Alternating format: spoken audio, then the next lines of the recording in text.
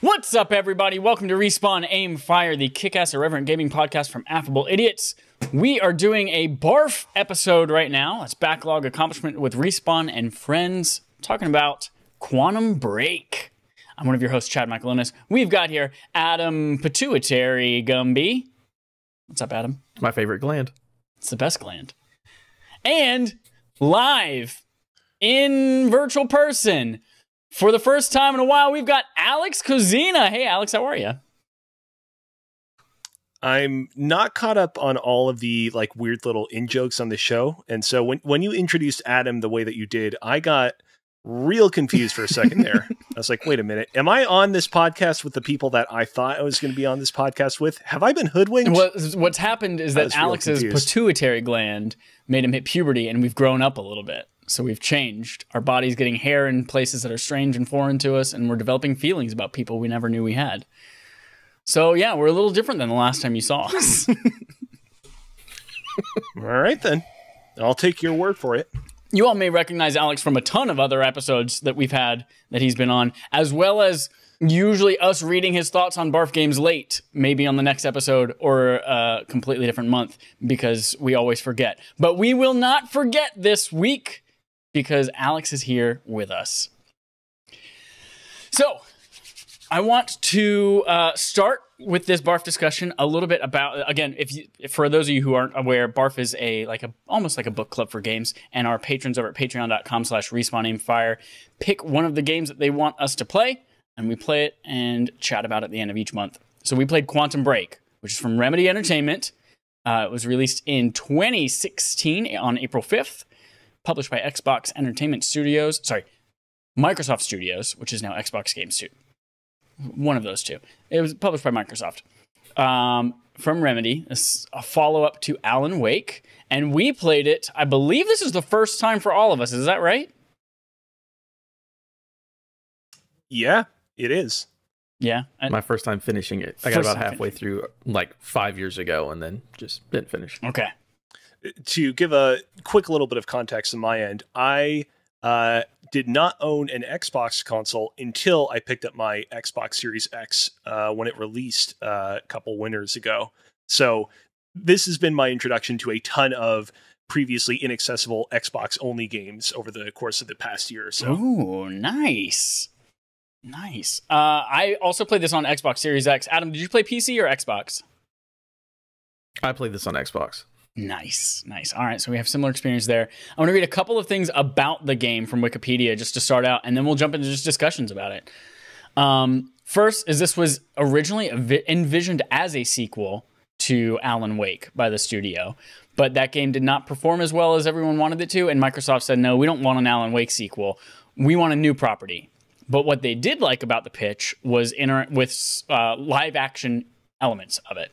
So when they pitched that it was going to be part TV show, Microsoft was like, we're listening. Can you make it something other than Alan Wake, though? And they said, yes, we can.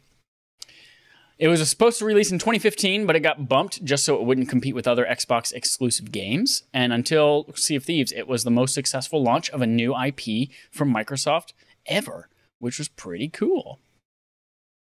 A couple other things about it and its development. It was the game's director was Sam Lake, who was both the writer of Alan Wake as well as Max Payne and Max Payne 2, and the guy who did visual effects for Gravity and won an Academy Award was the narrative designer of the game. Pretty cool. That's about it. And then obviously this is the worth pointing out. Yeah. Sorry, I just want to say real quick, worth pointing out, Sam Lake did previously not direct Alan Wake. So, like, Sam Lake had always been kind of like a pretty big mover within Remedy Entertainment, but this was sort of his big break into him becoming kind of the face of Remedy as we know him today. Perfect. As far as reception goes, the game was well, kind of lukewarm. Metacritic, it's sitting at a 66 on PC, 77 on Xbox One, and it got like around 8s 7s and 8s from most of the major gaming outlets. It was nominated for Most Anticipated Game at the Game Awards in 2015, but it wasn't really nominated for any other Game Awards. However, it did win a Navigator Award for Best Performance in Drama from Aidan Gillen, and it won a Webby Award for Best User Experience in 2018.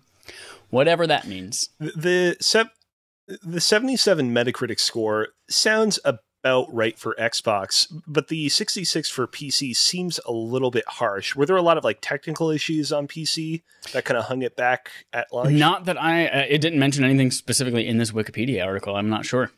Well, however, I can imagine Windows because 10 I ran version into was a lot criticized of for its technical issues. Yeah. Ooh. Specifically, I think the Windows 10 version was a little worse off than the Xbox version. That makes sense. Yeah. So I want to start because we often accidentally forget to read the emails you send in, Alex. I want to make sure that we get your thoughts right off the bat. What did you think of Alan Wake? Nah, shit. What did you think of Quantum Break? Unfortunately, I've not yet played Alan Wake. I hope to do so at some point later this year, maybe on PS5. Quantum Break.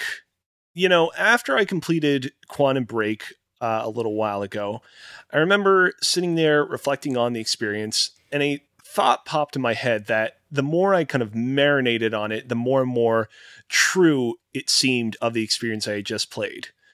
Quantum Break is probably the closest thing that I have experienced in the realm of video games to brutalist architecture.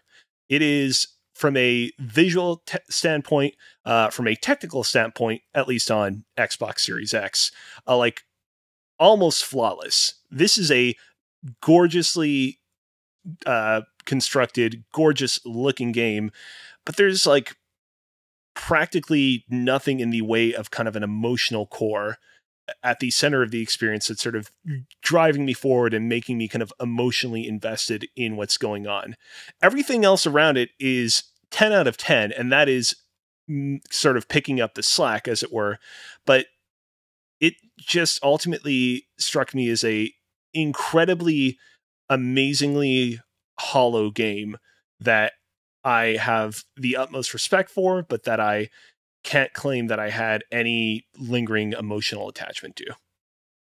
I want to ask you a follow-up question. You had mentioned that like technically it felt like 10 out of 10 for you on Xbox. I had nonstop like frame rate issues on my Series X. Did you experience any of that in your game at all? Or was that just an isolated experience for me?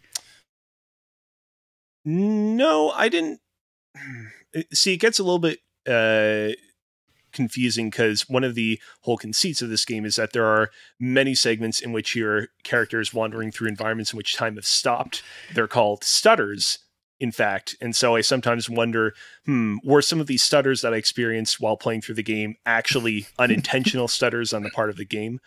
But no, outside of that, I didn't really have all that many like gameplay frame rate hiccups that you're describing. It was pretty smooth on my end. That's funny that you mentioned the stutters, because when I was playing the game, what I thought was, what a brilliant way to mask all of the technical issues I'm having by making the game about stuttering and having technical issues. Like, oh, it was meant to be that way. It was just visually supposed to be really choppy and shitty. But I'm actually glad to hear that neither of you seem to experience that, because that was my biggest criticism of the game, is that it just didn't run well, even on my Series X.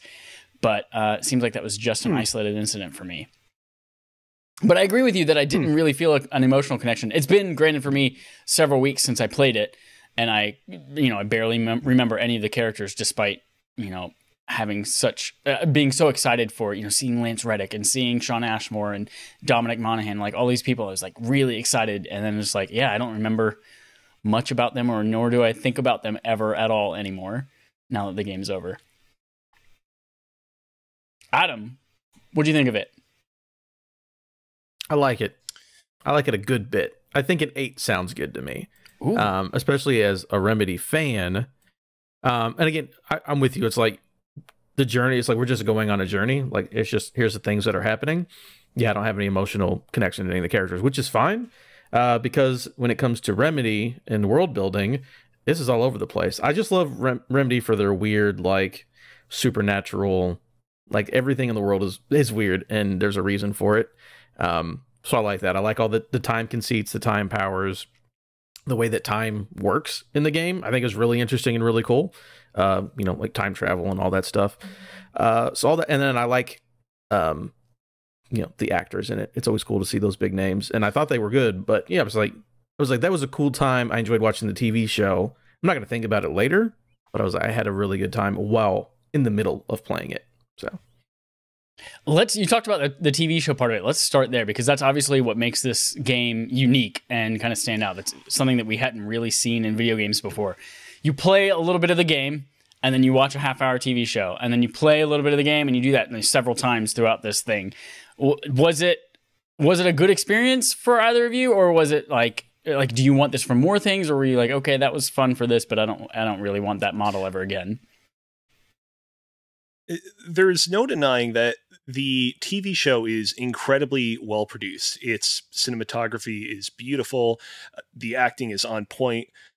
I would say that the main problem with the TV show for me is that it almost exclusively focused on characters that were so incredibly kind of tertiary to the main plot of the game. If the TV show had focused on, for example, Beth Wilder, who's a kind of female companion to Jack Joyce throughout much of the experience, who has long segments throughout the game where you don't really know what she's doing, and you could theoretically construct, oh, she's probably out going off on her own adventures while Jack Joyce is doing his thing. I would have enjoyed that way more. The fact that instead it features, I don't even remember who the hell he was. Hacker Boy. Going about doing his thing. Hacker Boy? There's a Hacker Boy, and Liam Burke is the soldier guy. Gotcha. Yeah.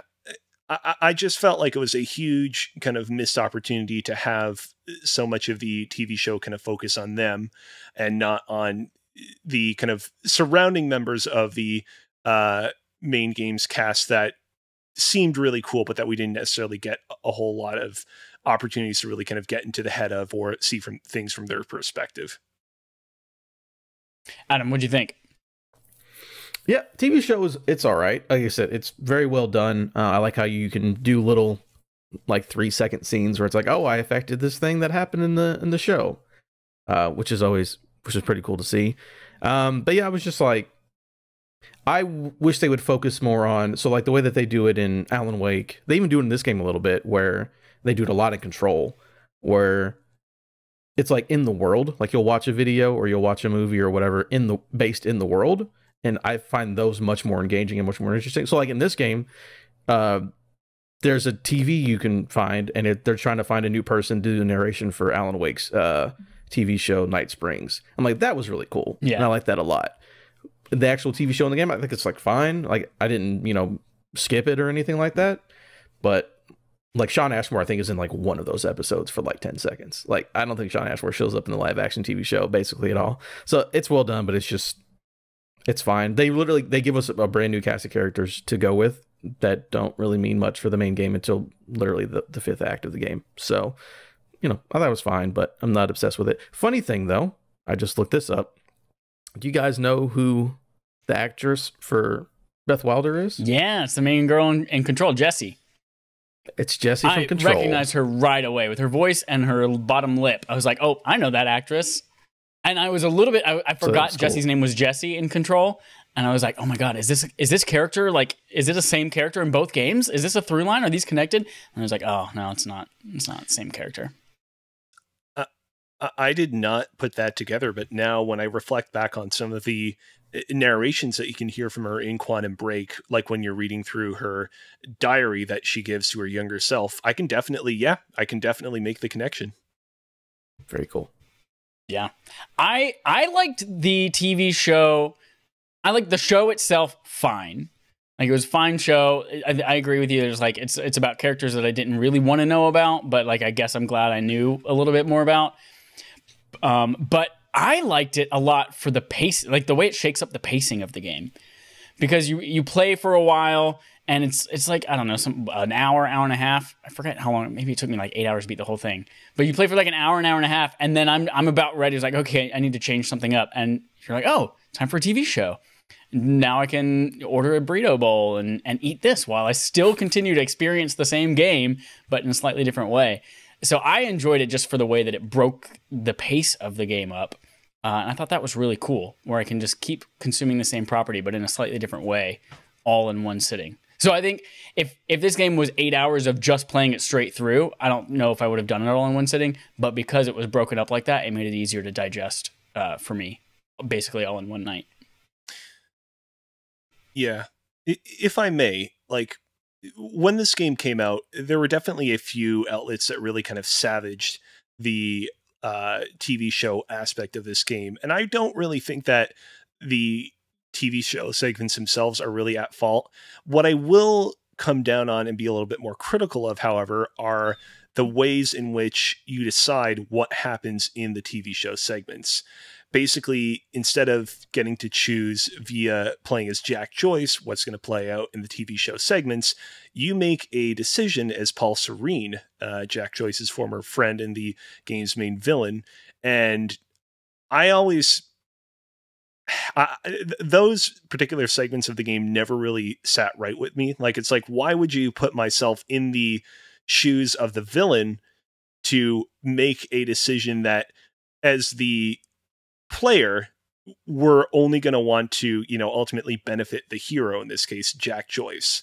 Like, I was honestly really kind of surprised, because the game does the Telltale's Walking Dead thing where it shows you like how many other players made your decision, how many other players made the other decision. I was kind of surprised by how kind of 50-50 split down the middle some of these decisions were, because at every point where I was presented with a choice as Paul Serene, I was like, well, of course I'm going to choose the decision that will benefit Jack the most when I switch back to playing as him. I would have much preferred it if the way in which the TV shows played out was influenced by something that you played as Jack Joyce. It wasn't even necessarily like telegraphed to you. Like, if you chose to remain relatively pacifistic going through a stretch of the game, that would affect what happens in the TV show in way X. Or if you chose to go guns blazing, that would affect it in way Y. We didn't really get a whole lot of that, and I thought that was a bit of a missed opportunity. Yeah, I like that. It's very interesting, though. Yeah, go for it. Go ahead, Chad. Okay, it's very interesting, though, because it is weird to play the villain. I actually just started doing the opposite. I'm like, what would hurt Jack the most? I'm going to pick that. So I was always on the lower end of what people picked. But the fun thing about that is that, so Paul Serene, the bad guy, Littlefinger, also has time powers in the game. So when you're picking those choices, it's like, here's the possible future, or like, no, this is the future, because he can see the future. But you think you're going to pick something that goes his way, but even when you do that, it kind of, so it doesn't lie to you, but it doesn't tell you the whole truth. So I remember specifically, it's one where it's like, either go to the party and give the speech, or go talk to Jack. And it's like, oh, if I, because I chose to go give the speech instead of talking to Jack. And it shows Lance Reddick's character going down there and like having a gun on Jack. It's like, okay, this is clearly going to work out for me. But the scene goes on from there where he pulls out the gun, gives Jack the gun so he can kill you. But you don't see that part. You only see the part where it seems like he's going to take care of Jack, but actually he's turning on you. So I like how it's like, oh, clearly this is a better choice, but it's like, is it really? So I like how they played with that a little bit. For sure. There's definitely like a degree of ambiguity there. It's not... The choices that the game presents you with are not as binary as, say, the choices that we've had to make in Mass Effect or in Infamous, for example. And I did appreciate that. It's just, again, it would have been cool if the way in which these choices were made was, not as direct as that. Agree. Yeah. I ended up making choices based on, I can't remember it. Paul Serene, that's his name, right? The villain. Mm-hmm. Yeah. I wanted him to I wanted a reason to hate him as the main character. So I made all the choices that would make him the most hateable character. So I did all the bad shit for him. So it's interesting to hear how some of these things might have unfolded had I chose differently. But I did like that you can still kind of very, very small ways influence the live action television show based on things that you discover in your playthrough. So like you can find, there was like for some kind of sports team, like the Tigers or the Lions or something like that. You find like their board or a sign for them, and then that shows up in the live action show. And you always get that little like button in the top right corner that says, "Ooh, you influenced this. This is here because you found something." I wish that those were more frequent, or that also they were more obvious, because I remember seeing in the show sometimes like just that little symbol saying, "Oop, this is here because you found it," and I was like, "What did I find? And how did it lead me here? I don't even understand what's on, like, what on the screen is influenced by me. I don't even know what I'm looking at." So I felt like those could have been a little bit less subtle, and I think it could have been more impactful and a bigger opportunity had they decided to, again, let you kind of influence those things based on your playthrough, rather than just the choices that the villain makes. What do you guys think of the gameplay, like the shooting mechanics themselves and all of that? Cozy? It's funny. A little while ago in the Year of our Lord 2010, a little game by the name of Singularity came out from One Raven Software. And I contend, while I suspect that if I were to go back to Singularity, I would probably find much to criticize in that game, I still contend that I think that that game is a better example of a shooter with time-based powers. That being said, I still had a lot of fun pulling off Jack Joyce's time-based abilities every which way in the midst of combat. And I think that the game has just enough kind of cinematic flair and like cool little effects, like that really, really awesome slow motion effect when you kill off the last person in a wave of enemies, that I was still thoroughly entertained the whole time. I don't think that gameplay is utterly standout, but I enjoyed it for what it was. I enjoyed how fluid it all felt. And I was worried within the first like 20 minutes as they started introducing power after power after power. I was like, oh God, so many things that I can do, so many different buttons to remember what each one does. But I felt like it all flowed really well, and I caught on right away, which made me feel like really kind of powerful and badass, and like I was doing cool shit right off the bat. So I enjoyed the mechanics as well. I haven't played Singularity, so I can't compare it to that at all. But you can definitely see how this and these powers influenced Control. In fact, I kind of think of this as like, if Control is Charizard, like this is the Charmeleon of the three games of Alan Wake, this and Control. And you can kind of see how everything's linked together and how that gameplay has evolved from having a flashlight to having time powers to then just being Jesse in Control. So yeah, I had a fun time with it. I thought it was really smooth. Yep, I love all the powers. I like how they mix things up when you get enemies who can survive in stutters. So you're used to like, I'll freeze a dude, I'll shoot the gun at the bubble, and then the bullets all hit him at once. And then you get enemies who are like, no, we got backpacks on, which looks like the thing's kind of in control, the weird backpacks those guys have on. Yeah. And so like you try to do a time bubble on, they're like, nah, and they dash out. And you're like, oh, well, I can't do this anymore. So you have to like, it keeps you on your toes with different enemy types. They're like, oh, I got a really cool power, it's really good to use. And then it's like, actually, no, that it's not going to work. And I think it was really fun. I especially love when you get not the short dash, but like the super dash, where you can just run across the level and then hit B and just like instantly KO a guy. Yep. Love doing that over and over again. Great time. I'm curious, did either of you encounter those weird time demons that were teased towards the end of the game in combat at any point? No. They mentioned the time demons, and in my game, I see it once, and it's Lance Reddick. He's like, oh shit, was that, or whatever Lance Reddick's character's name is. Hold on, I have it right here. Lance Reddick is Martin Hatch. Yeah. So when you're going to the office at the end, he's like, was that Hatch? But yeah, they mentioned the time demons, but they never saw it. So I'm assuming Hatch just has powers and is going rampant or something like that. I don't know, but they mentioned it, but yeah, I never saw anything. I only made a certain number of decisions during my playthrough, and I didn't play through the game again. So I thought, if you made different decisions as Paul Serene, maybe you would end up in a scenario in which you would fight the demons. And because of the decisions I made, I didn't end up fighting them. But it seems like you don't fight them no matter what decisions you make, which I thought was a little bit of a missed opportunity. I really, really loved Control when I played it last year, but I would argue that a criticism that I had of that game as well, that I had also of this game, is that a lot of the enemies that you fight are humans. Mind you, they're humans with cool abilities and cool guns, but I feel like both this game and Control were kind of lacking in weird, unusual, more supernaturally villains to kind of really test your mettle. Yeah, now that you're bringing that up, I didn't even remember that demon was like a part of the thing. And then when you just mentioned it, I was like, oh yeah, that's right. There was that part, and it was on the bridge, and it was like escaping and killing everything. I was like, God, I wish I saw that. But I agree with you. In fact, some of my favorite parts of Control were when you got to fight those weird things, usually as like optional bosses and stuff like that. But that's what I would love to see is in whatever Remedy's doing next that we get to see, which is, you know, they have the Control multiplayer thing. They have a couple other projects in the works. I would love to see something with enemies that match just how weird and wacky their world is that they've set up in both of these things. Yeah, very specifically, totally. I mean, between this game and Control, where it's like, we know there's like another weird other world, so I'm assuming it's just a creature from one of these other weird realms of existence. So yeah, maybe we'll see it in the future. These games are all connected, confirmed. Yeah. Every one of these games is in the same universe, so yeah, we could end up seeing whatever this time monster is. I was so surprised very early in the game when you're in the classroom and you're like hanging out with your brother, Dominic Monaghan, and you're trying to get to his car.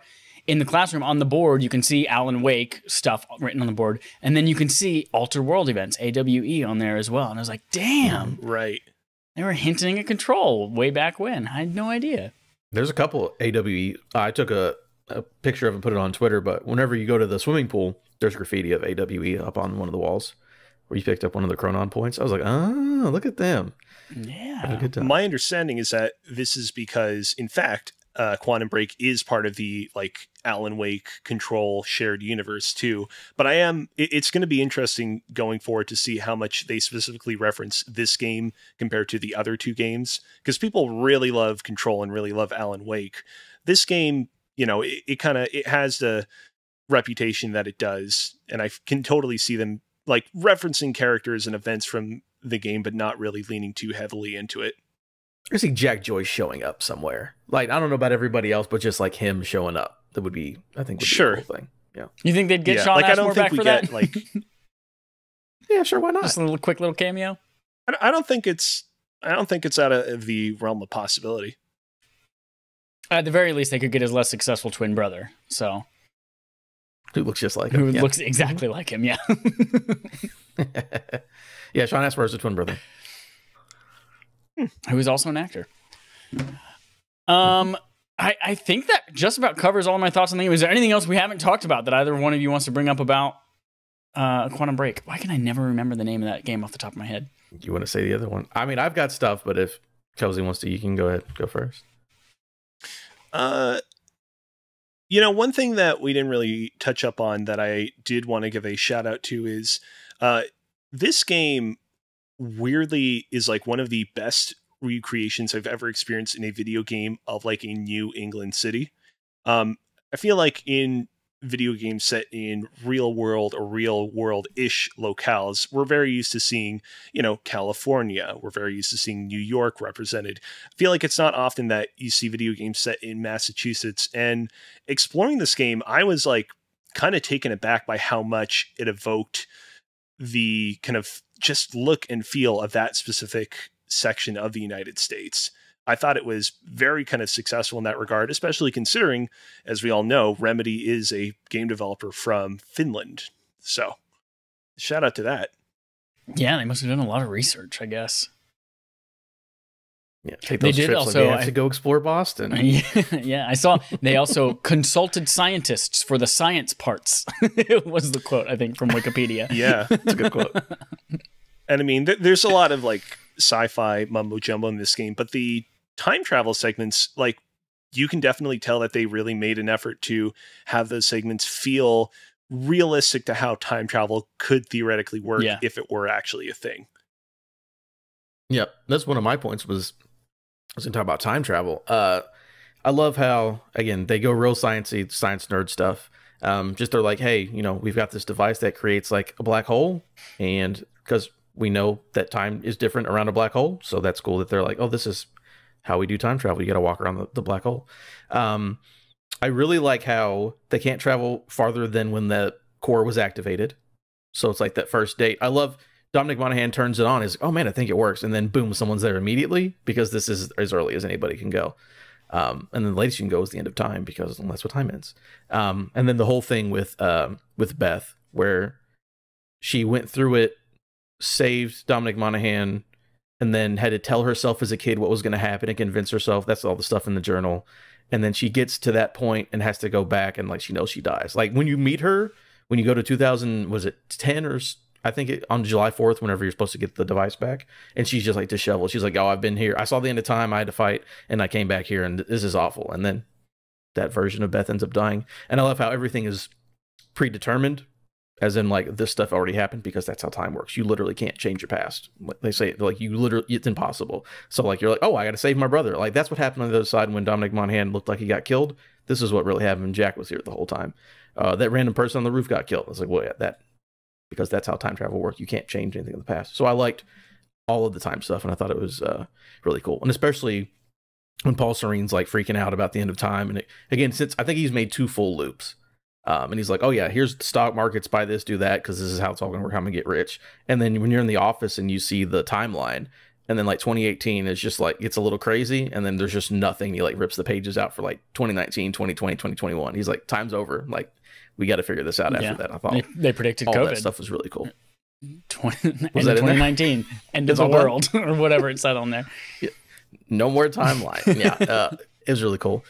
And then also, I like how it connects into the rest of the Remedy verse, I suppose, because again, we talked about AWEs. The show Night Falls is or Night Springs, excuse me, which is Alan Wake's show that he writes, is in it. And again, they said there's that video you watch where they're trying to do new voiceover. They're like, "We don't have the voiceover guy." That's right, because Alan Wake's missing. Alan Wake has disappeared, so this happens after Alan Wake, of course. And I think it's really cool how all that stuff just ropes in together. It's like, yeah, this is one giant universe, and they just keep adding weird stuff on top of it. And I just really enjoy all that. There's even someone playing Alan Wake on a PC in the offices of Monarch. And also, it took me half the game to realize Monarch is just a play on words for butterfly effect. Excuse me. Took me a while to figure that one out, but whatever. Here we are. There we go. There you go. Good stuff. Another fun little fact. Speaking of like all of these things being linked, the whole idea for this game, like the idea of the quantum physics and that version of time travel, came from a TV episode within Alan Wake called Quantum Suicide. Fun fact. Interesting. Look at them teasing stuff. I guarantee there's stuff in this game that'll show up in whatever Remedy does next, and they'll go all the way. Yeah, that's why I wouldn't be shocked if either Jack Joyce or Lance Reddick shows back up at some point, or somebody could. Or even, I mean, I don't want to get into Control DLC, but even maybe Beth Wilder. What if Jesse came face to face with Beth Wilder, and it's the same person, and she's like, "What?" Yeah, I mean, I don't want to ruin stuff, but that would make sense, potentially. So, really cool things they can do. I just like how Remedy connects everything. Yeah. All right. Well, that's it for our Quantum Break episode of BARF, Backlog Accomplishment with Respawn and Friends. If you want to vote on future stuff, go to patreon.com/respawn-aim-fire, and you can vote there, as well as get some other perks. And for March, we are currently voting. So if you're listening to this within the first week of it going live, head over there and cast a vote on patreon.com/respawn-aim-fire. And then we will chat at the end of that month about whatever you guys pick. That's it. Thank you, Alex, for joining us for this one, live and in person. Is there something you would love to plug? Maybe your Twitch channel, your Twitter? Well, first off, thank you for having me on. This was a great time. You can find me over on Twitter at Alex Kozina, AlexKozina. You can also listen to what I have to say about them video games over on PressYZ, which you can find on Twitch, Twitter, the whole biz. And I also occasionally cook up all sorts of scrumptious and unusual dishes over on my Twitter account. Nope. That's not right. My Twitch account. I was really hoping I would go through the entire podcast without making a slip up like that. Alas, it happened. You can watch me make scrumptious and unusual dishes over on my Twitch account, twitch.com. Damn it. I reached the finish line and I'm just repeatedly tripping over myself. Twitch.tv/CozyBearLive. KozyBearlive. There, I said it. I'm not going to say anything else for fear of making another mistake. It's all right. I've said Alan Wake 35 times when I meant Quantum Break. Adam, speaking of announcements and plugging things, Misfit Rolls Season 2? Oh yes. How do people check that out? Starting every Tuesday at 9 Eastern time, 9 p.m. Eastern time, Isle of Misfit Rolls is back on twitch.tv/Misfit Rolls. That is live on Twitch, and then the podcast will continue to come out every Sunday. It is a D&D actual play podcast where it is more like James Gunn's The Suicide Squad compared to David Goyer's Suicide Squad. So it's a good version of Suicide Squad where we play villains and we play D&D and we kill things and have a good time. Dope. And then, of course, check out our regular podcast, Tuesday mornings, 9 a.m. Eastern time, where you'll hear us talk about all sorts of video game things. Thanks, everyone. See ya.